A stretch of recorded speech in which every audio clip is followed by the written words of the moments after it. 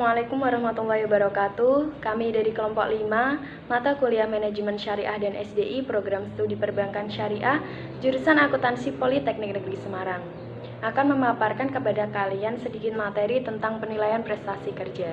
Sebelumnya, saya akan memperkenalkan kepada kalian terlebih dahulu siapa saja sih yang akan memaparkan materi dalam video kita kali ini. Yang pertama ada saya sendiri, Dina Puspitarini, kemudian ada Anissa Fitri, Isna Sofia Nurhalisa, dan Pina Hani Hidayah. Oke, langsung saja kita masuk ke materi. Sebelumnya, kalian udah pernah dengar gak sih apa itu penilaian prestasi kerja?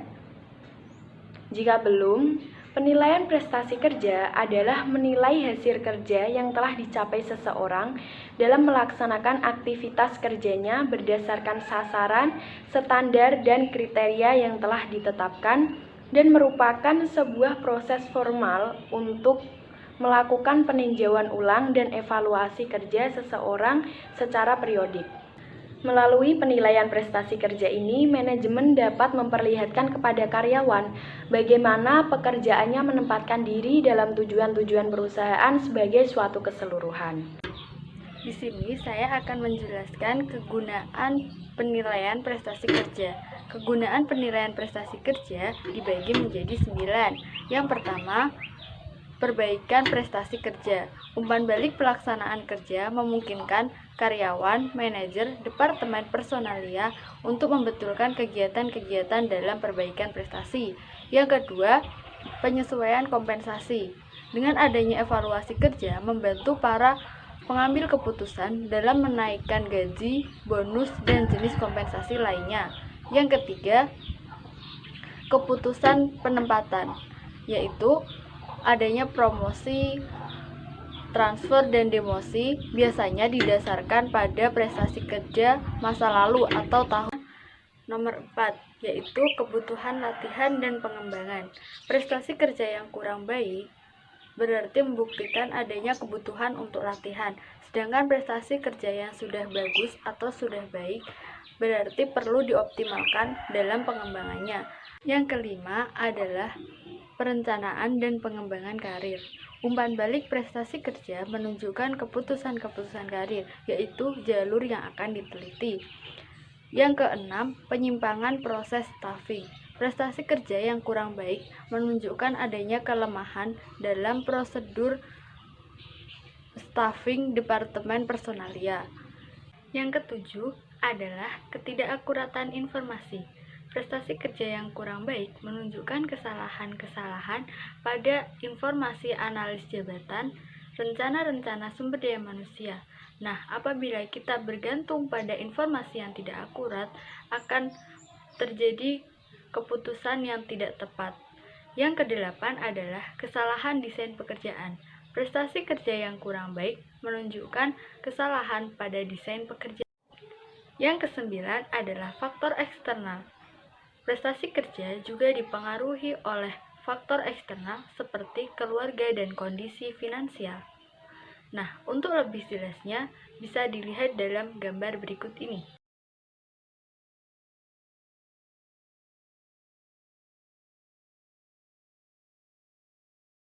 Nah, sekarang kita lanjut ke berorientasi masa lalu.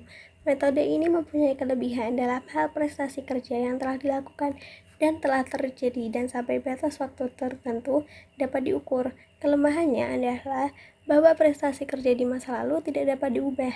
Tetapi dengan mengevaluasi prestasi kerja di masa lalu, maka para karyawan mendapatkan bahan masukan mengenai upaya-upaya mereka untuk memperbaiki prestasi kerja mereka. Nah, sekarang teknik-teknik penilaian berorientasi masa lalu. Yang pertama ada rating scale. Yang rating scale ini menjelaskan, menggolongkan, menilai individu atau situasi. Yang kedua ada checklist. Dengan cara observer sudah menentukan indikator perilaku yang akan diobservasi dari suatu objek dalam satu tabel. Yang ketiga ada metode peristiwa kritis. Metode penilaian yang mendasarkan pada catatan penilaian menggambarkan perilaku karyawan. Yang keempat, ada metode peninjauan lapangan. Wakil ahli Departemen Personalia turun ke lapangan dan membantu para penyelia dalam penilaian mereka. Yang kelima, ada tes dan observasi prestasi kerja, yaitu tes pengetahuan dan keterampilan, tertulis maupun peragaan keterampilan. Nah, yang terakhir ada metode evaluasi kelompok, berguna untuk pengambilan keputusan kenaikan upah, promosi, dan berbagai bentuk penghargaan organisasional karena dapat menghasilkan ranking karyawan dari yang terbaik sampai yang terjelek.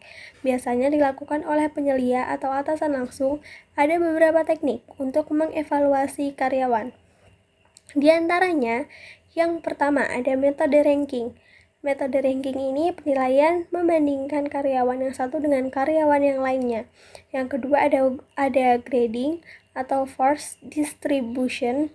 Ini penilaian memisah-misahkan atau menyortir para karyawan ke dalam klasifikasi yang berbeda. Yang ketiga ada point allocation method. Para karyawan terbaik diberi nilai yang lebih besar ketimbang yang tidak berprestasi. Metode penilaian prestasi kerja yang berorientasi pada masa depan dibagi menjadi 4. Yang pertama, penilaian diri sendiri. Metode penilaian ini digunakan untuk pengembangan diri.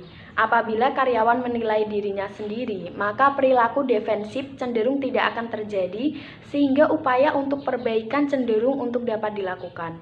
Yang kedua, penilaian psikologis. Penilaian psikologis terdiri dari wawancara, tes psikologi, diskusi dengan atasan langsung, dan penilaian-penilaian langsung lainnya. Yang ketiga adalah pendekatan manajemen objektif atau MBO. Inti dari metode pendekatan MBO adalah bahwa setiap karyawan dan penilai secara bersama untuk menetapkan tujuan-tujuan atau sasaran-sasaran pelaksanaan kerja di waktu yang akan datang. Yang terakhir yaitu teknik pusat penilaian. Dalam metode ini, penilaian karyawan yang distandardisasikan tergantung pada berbagai tipe penilaian yang ditentukan oleh penilai.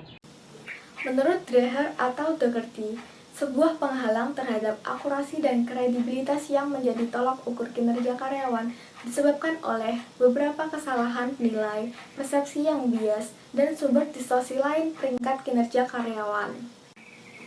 Nah, terdapat beberapa kesalahan dalam penilaian prestasi kinerja karyawan, yaitu yang pertama ada efek halo.